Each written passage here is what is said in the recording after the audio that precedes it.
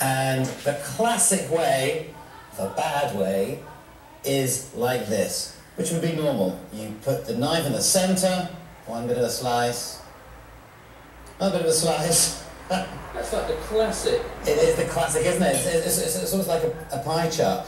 You know one thing about the word pie chart? In France, they call them camembert, which is like a cheese. It's actually like a cheese chart in France.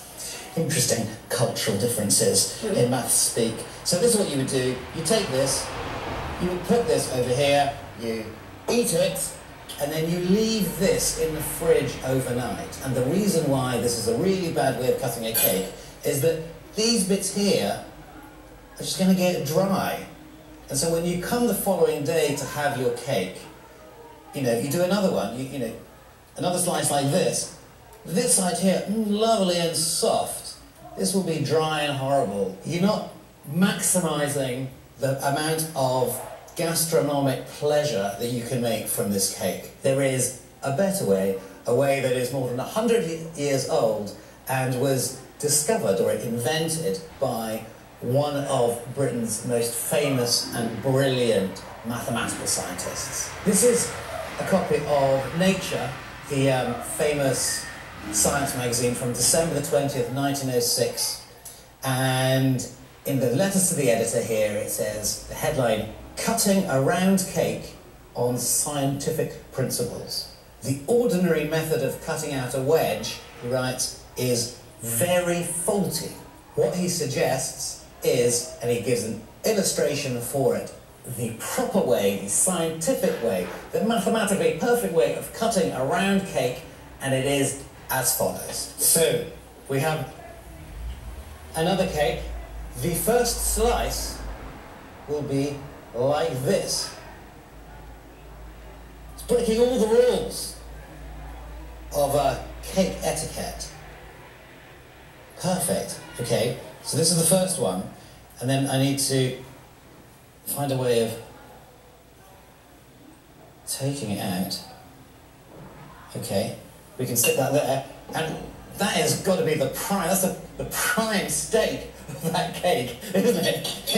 It's the T-bone cut. Here what we need to do, we need to close the cake together, like this, and that's going to come apart. So look what I've got here. I have got some rubber bands to make sure that stays together. The following day, all the flesh, the sponge, is going to be nice and soft. So how do you do the second slice? The second slice, if it's not your birthday anymore, so you're not going to have one that's quite as big. It'd be interesting to work out the actual proportions. This is, and you get a lovely breaking of the elastic bands too, which is exciting. This is slice 2, or it actually is slice 2, which has 2 slices, 2 parts. Good. So we can put this back together, and we can keep on going. Obviously, I'm going to want to use the elastic band to put the cake. Yeah, that is perfect. That is going to stay so fresh for day 3. Day 3. How shall we do day 3 again? Let's turn it around. I think this is going to be the slice for day 3. Again, the satisfying snap of the elastic bands. And I don't know if you've thought about them before, but this triangular slices are really annoying anyway, because it's not very satisfying. Having a nice uniform slice like that is a lot better. So here we go again. At the end of day 3, there's 4. And this is going to be perfect. And gradually we are slicing it. Keep on going. I think for the mathematical loners who don't want to share their cakes, it could be useful. For a bit more of this interview, including more about the guy that came up with this cake cutting method, have a look at the extra footage over on number 5.2.